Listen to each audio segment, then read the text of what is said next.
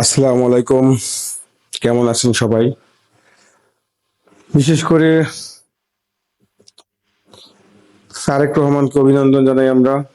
সে অনেক ভালো কাজ করতেছে এবং তার মন মানসিকতা সবকিছু দেখে আমরা বুঝতে পারছি যে বাংলাদেশের মানুষকে ভালো কিছু সে দেবে।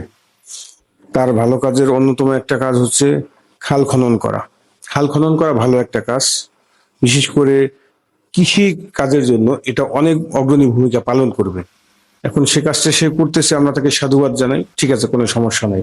কিন্তু বিগত সময়ে কিছুদিন ধরে একটা ভিডিও দেখছি আমরা অনলাইনে ঘুরঘুর করছে, সেটা হচ্ছে খাল কাটতে গিয়ে ওই খাল কাটার যে কন্ট্রাক্টর, সে ওখানে বিকল্প একটা ব্যবস্থা না করে এবং এখানে সে না মানে সে যদি চাইতো ওখানে কারো ক্ষতি না করে ওখানে মাটিগুলো পাশে রাখতে পারতো, বা এই পাশে জায়গা কম আছে ওই পাশে বেশি রাখলাম, যথেষ্ট পরিমাণে জায়গা ছিল রাখা যেত, অথবা যদি মাটি না রাখার জায়গা নাও থাকতো মাটি অন্য জায়গায় হস্তান্তর করতো পারতো।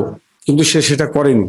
গরিব দুঃখী মানুষের জন্য সরকারি ঘর দেয়া জায়গা এবং সরকারি ঘর এবং সরকারি জায়গা এবং সরকারি ঘরে মানুষগুলো থাকতো, সে মানুষদেরকে যেভাবে হ্যারেস করছে এবং সে মানুষগুলো যেভাবে কষ্ট করতেছে, এটা আমি মনে করি ক্ষতিটা বিএনপিরই হচ্ছে। আমি মনে করি ক্ষতিটা বিএনপির হচ্ছে, ওই যে কন্ট্রাক্টর তার কিছুই হচ্ছে না। দিন শেষে ওই কাজটা কার? বিএনপির আমলে হচ্ছে, বিএনপি সরকারের আমলে হচ্ছে। খাল কাটাটা সবাই জানে কি বিএনপি করতেছে। এখন বিএনপির এই ক্ষতিটা বিএনপির চোখে পড়তেছে কিনা আমি বুঝতেছি না। কারণ এটা যে কত বড় ক্ষতি, একজন সাধারণ মানুষ যেভাবে কান্না করতেছে, তার থাকার জায়গা নাই। শেখ হাসিনা সরকারের আমলে তাদেরকে থাকার জায়গা দিয়েছে। এখন ওই জিনিসটাকে আপনি যেভাবে তাদেরকে হ্যারেস করতেছেন, তাদের বাড়ির ঘরের উপর টিনের চালের উপরে মাটি উঠে গেছে, তাইলে সেই লোকগুলা বের হইতে পারে না। এখন এই যে যে তাদের ক্ষতিগুলো হচ্ছে, এটার জন্য এখন তারা ভাবছে যে আমাদেরকে হাসিনা ঘর দিছে, এই জন্য তারা আমাদেরকে বিতাড়িত করার জন্য এই কাজটা করতেছে। এটা সম্পূর্ণ ভুল। এটা কোনো, যদি এটা আপনাদের চিন্তাও থেকে থাকে, এটা ভুল একটা চিন্তা। এটা করা উচিত হবে না, আমি 100% মনে করি উচিত হবে না বা হবেই না। কারণ আপনি ওইভাবে করতে গেলে আপনি বিতর্কিত হয়ে যাবেন।